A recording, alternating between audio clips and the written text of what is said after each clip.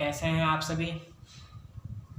तो जैसा कि आज आपको सुनने में मिल गया होगा कि हमारे हरियाणा डिस्ट्रिक्ट पानीपत में भी 10 कल केस बढ़ गए और आज 23 केस हो गए हैं। तो मुसीबत धीरे धीरे बढ़ती जा रही है कोरोना की। तो इस समय संयम रखने की बहुत आवश्यकता है और हमें चाहिए कि अपने आप को केयर करें और अपने परिवार की केयर करें और हो सके इस लॉकडाउन के तहत अपने घरों में ही रहें और अपने परिवार को भी हौसला बंधाए रखें। कहते हैं ज़िंदगी में कई मुश्किलें आती हैं, ज़िंदगी में कई मुश्किलें आती है और इंसान ज़िंदा रहने से घबराता है। कहते हैं ज़िंदगी में कई मुश्किलें आती हैं और इंसान ज़िंदा रहने से घबराता है। ना जाने कैसे हजारों कांटों के बीच एक फूल मुस्कुराता है। तो ये आप समझिए बात, ये आपको समझाएंगे। वाह जी वाह, क्या बात कही जितेंद्र सर जी आपने। जय हिंद एवरीवन।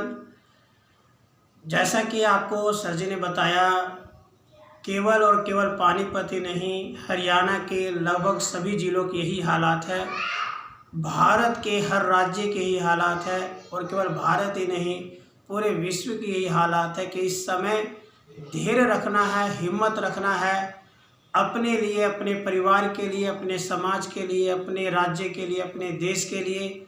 हमें संतोष धारण करके, धैर्य रख के, संयम रख के अपना और परिवार का ध्यान रखना बेहद ज़रूरी है।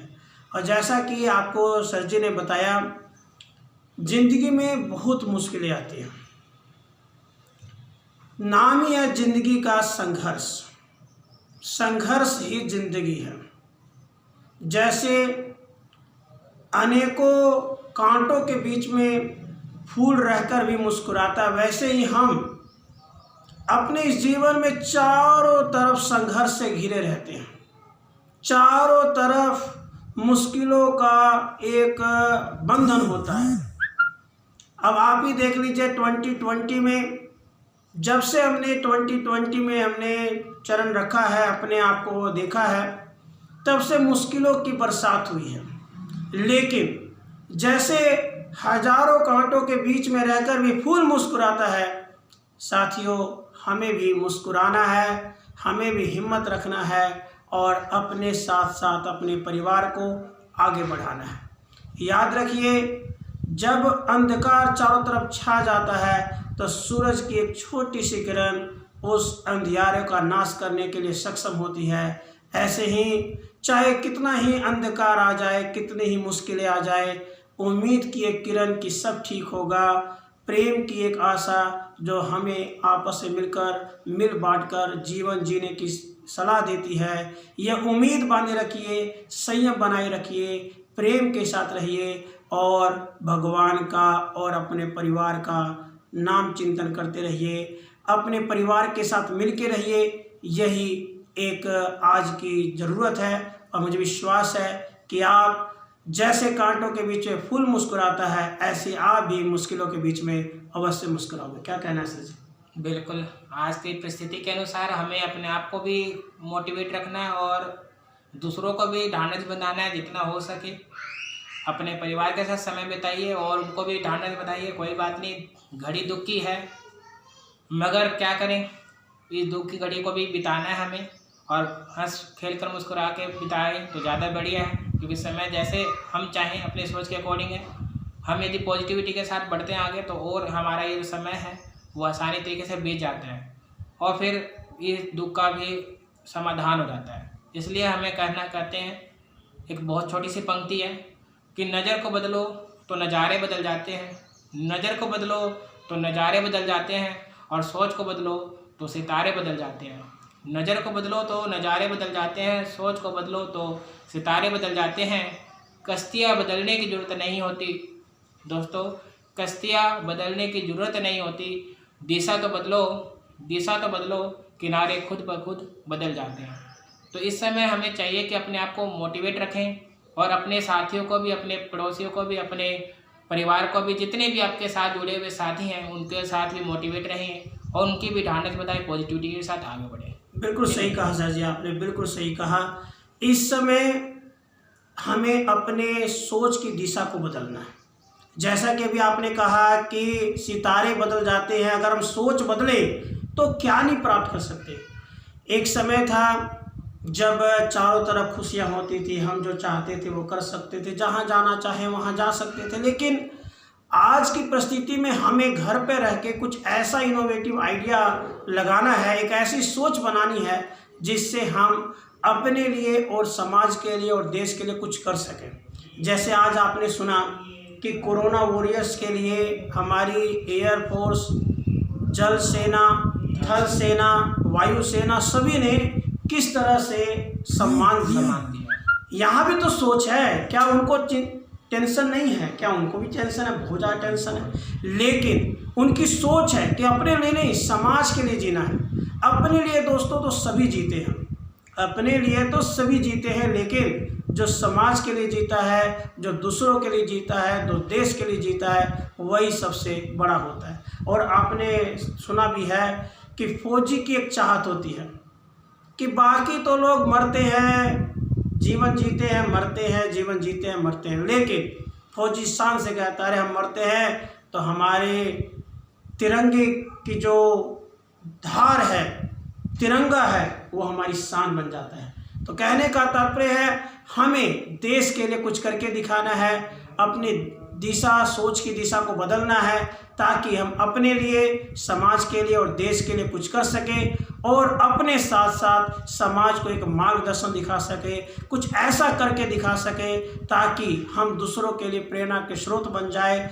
हम देश को इस तरह से आगे बढ़ाएं ताकि हमारा देश कोरोना से फाइट कर सके और हम जल्द ही अपने आप को, अपने समाज को, अपने देश को सही डायरेक्शन में ले जा सके। क्या कहना सर? सही बात है। इस समय चुनौतियों भरा समय है और इस समय ही पहचान होती है कि आप कितने धैर्यवान हैं, और इस समय ही धैर्य की आपकी परीक्षा है, हमारी परीक्षा है, देश की परीक्षा है, पूरे विश्व की परीक्षा है। तो इस समय धैर्य बांध के जरूर रखना चाहिए, अपने आप के लिए और देश के लिए भी। कहते हैं ना, हरिवंश राय बच्चन जी की वो कविता बड़ी सीख देती है कि लहरों से डरकर नौका पार नहीं होती, लहरों से डरकर नौका पार नहीं होती, और हिम्मत करने वालों की कभी हार नहीं होती। कि बहुत सारी ज़िंदगी में उलझनें होंगी, मगर यदि हम उलझनों से यदि डरकर और उनसे गिड़गिड़ाकर अपने आप में ही रोते रहें, बिलखते रहें, तो उस चीज़ का कोई फ़ायदा नहीं, और ये एक धैर्यवान व्यक्ति की पहचान भी नहीं। इस समय है कि हमें मुसीबत का एकदम डटकर सामना करना चाहिए।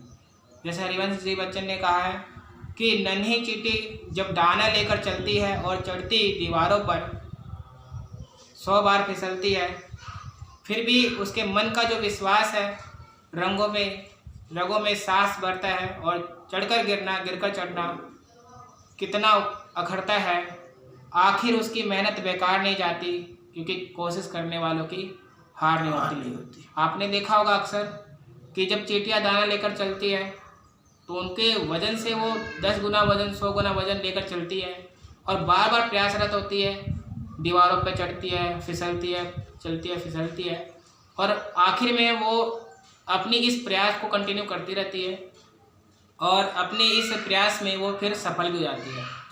और यही समय हमारा, इस चुनौतीपूर्ण समय में हमें भी अपने प्रयास को इसी तरीके से बनाए रखना चाहिए, ताकि हम इस कोरोना के समय में, इस महामारी के समय में अपने आप को और अपने देश को बचा सकें। कि नहीं? बहुत बढ़िया, बहुत बढ़िया, क्या बात कही आपने। देखिए, इंसान कर क्या सकता है।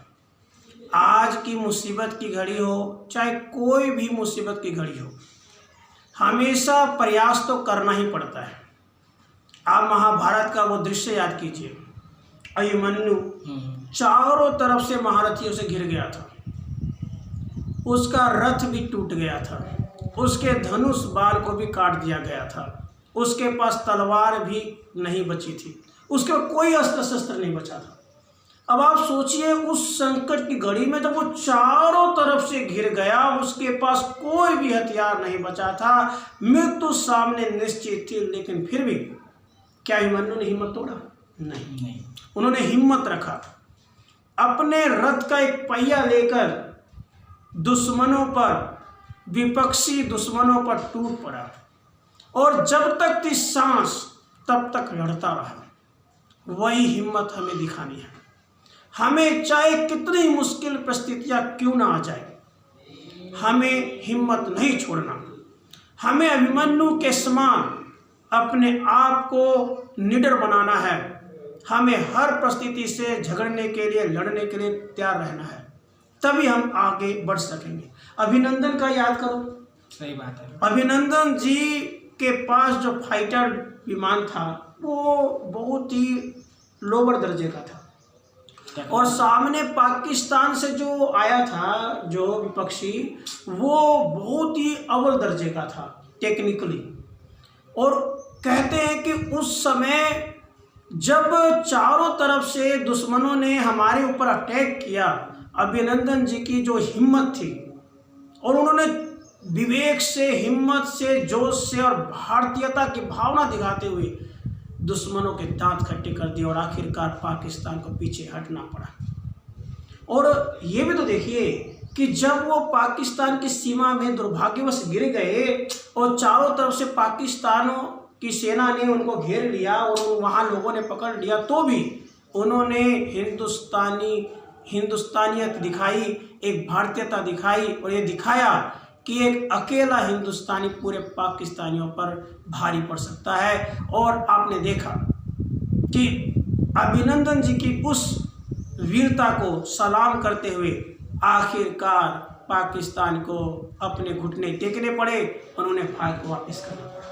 तो ये सब सीख है कि हम हिम्मत रखें, मुश्किल चाहे कितने भी आए, हमें घबराना नहीं है, हमें आगे बढ़ना है। और हरिवंश राय जी की जो ये कविता आपने बताई सर जी, ये कितनी प्रेरणादायक है कि हम कोशिश करते रहें और अवश्य ही सफलता मिलेगी। तो मुझे विश्वास है कि आप हमारे इन भावनाओं को समझ रहे हैं और अपने परिवार का, अपने समाज का ध्यान रखेंगे। मुझे विश्वास है कि आप इसी तरह से हंसते मुस्कुराते और कितनी भी मुश्किल स्थिति हो, एक दूसरे के साथ समय बांटते हुए चलेंगे। फिर मिलेंगे एक बार आपसे दोबारा। जय हिंद, जय भारत। ठीक है फ्रेंड्स, तो अपना ध्यान रखिए, अपने परिवार का ध्यान रखिए, अपने दोस्तों का। फिर मिलेंगे। जय हिंद, जय भारत। जय।